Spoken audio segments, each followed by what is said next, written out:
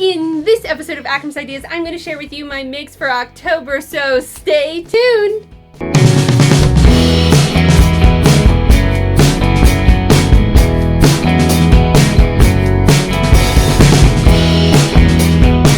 Hello and welcome. I'm Akram Barris, and you're watching Akram's Ideas, bringing creative and crazy ideas to life. In this episode of Akram's Ideas, I'm actually going to share my sewing makes for October 2016. Now, a while back I did the seamstress tag, which was a prompt by Holly Sews on YouTube, and that tag has actually blown up on YouTube. Everybody who is a sewer and has a YouTube channel used that tag to make a video, and I will say thank you, Holly Sews, for creating that tag, because it introduced me to just tons of brand new sewers that I'd never heard of before, and their YouTube channels, and I've just enjoyed them so much. One of the channels that I actually discovered was That Style Though, I believe it is, and I'll put a link to her channel in the comments below. But in one of her videos, she actually did a makes video recently, and she was mentioning that we needed a hashtag so that people could find videos of people's sewing makes, so that would be consistent. And I know that several people, including Gabby from the Gabadashery, they entitled their sewing makes videos Sew and Tell. And I really like that. So I'm going to go with that and sort of make that a hashtag. Like I said, other people are already using it. And that way it'll just be easier to find a sewing makes video. So Sew and Tell are going to be all my sewing makes recap videos from now on. So hopefully it'll make it easier to search, and hopefully other people will start using that hashtag and make it easier to find those make videos, because I really enjoy those too. They're my favorite videos to watch.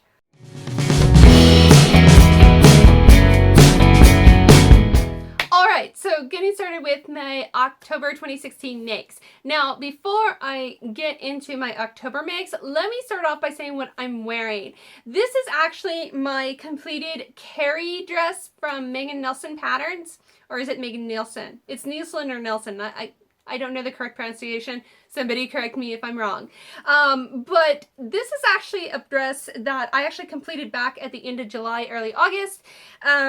I was selected as a pattern tester for the Kari dress, and one of the things when I got it, I was like, oh wow, this is going to be so cool. It's got all these panels, and I had just watched the episode of The Great British Sewing Bee where they had done the 60s mod block dress, and I thought this is a great example of a block dress in a modern form, because it's got all these different geometrical shapes, and it's got these princess seams, and it's just very different, but it's the same idea of blocking out different parts of the dress.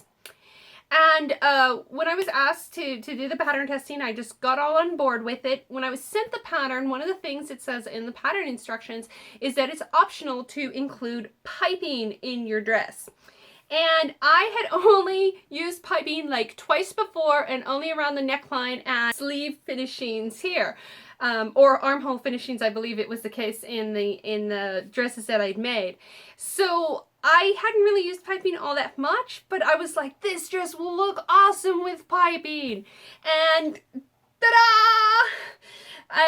You can go to my blog where I have a full review of this dress and all the issues that I had with it, because it was quite difficult. And like I said, this is only the third time that I used piping, and every seam on this dress has piping. I even went ahead and finished the sleeves that way.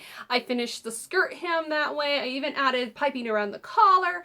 But I love it. I love how it turned out, even though it's a horrible make. It doesn't quite still fit quite right. It's a little baggy in certain spots. The piping folds funny, and it slipped in some spots. But I feel very accomplished because I got it done, and when it was all said and done, I put it on and I was like, it fits!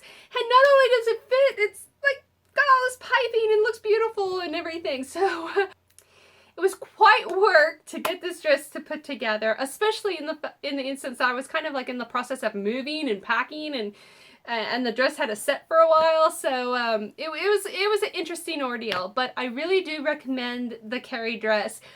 If you are sort of an experienced sewer, obviously you don't want this to be your first dress, and preferably if you've made something with princess seams. That was part of my issue, is that I had to do a full bust adjustment with the princess seams, which Megan Nielsen's website actually now has a blog post about how to do that. So that was very helpful, and I'm glad they've included that now on their website.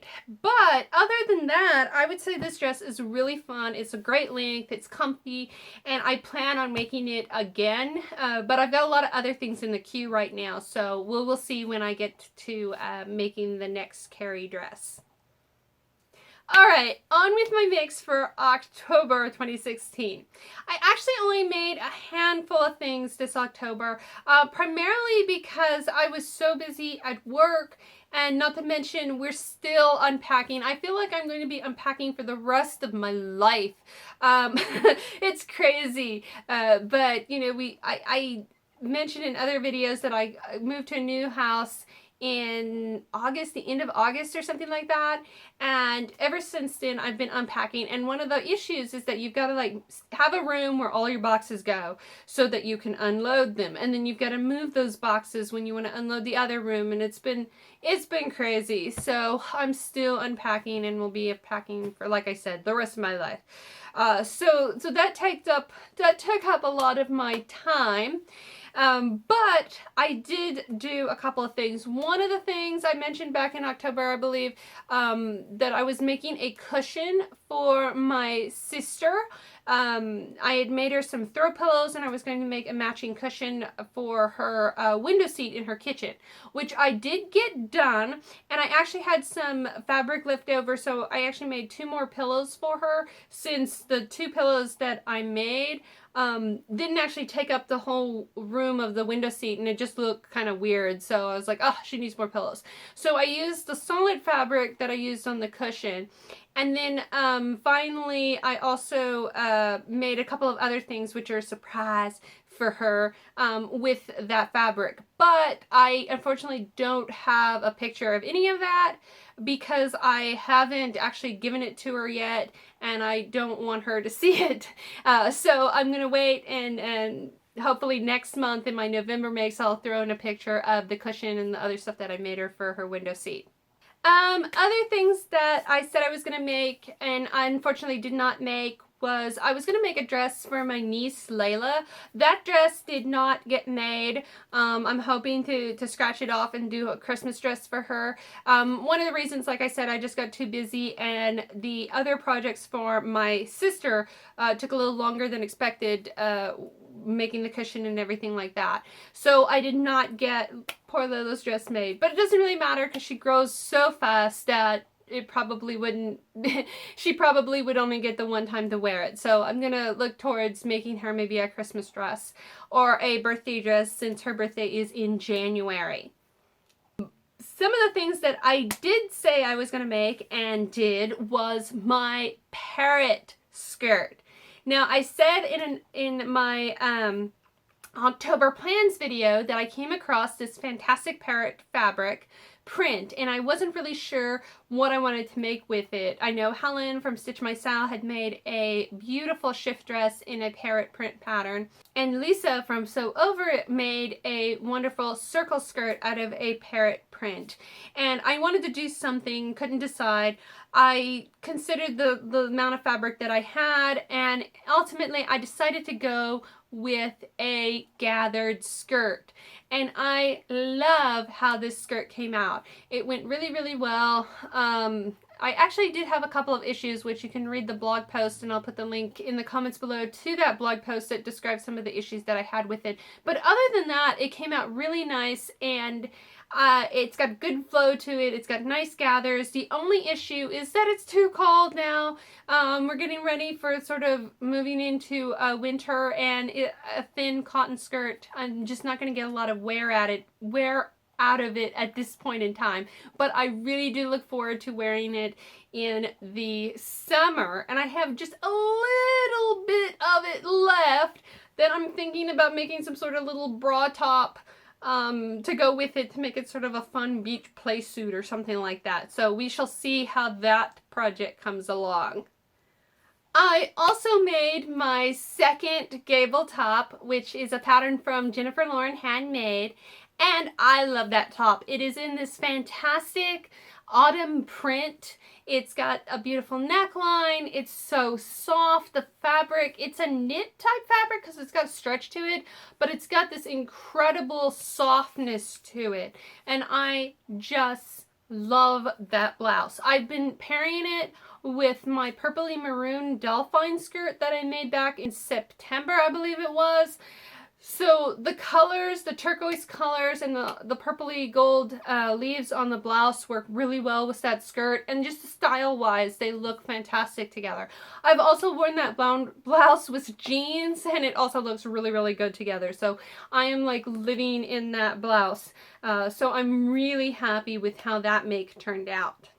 The last project that I worked on in October was my Halloween costume, which you've all probably have seen by now, and if you haven't, go check out the video. I actually made a sweater top to mimic the sweater that Mabel Pines from Gravity Falls wears. So I actually dressed up as Mabel Pines, and I was actually really excited because we had a bunch of trick-or-treaters come to the door that night, and I was dressed up in my Mabel costume, and I actually had a trick-or-treater. He's like, "Are you Mabel?" And I'm like, yes I am.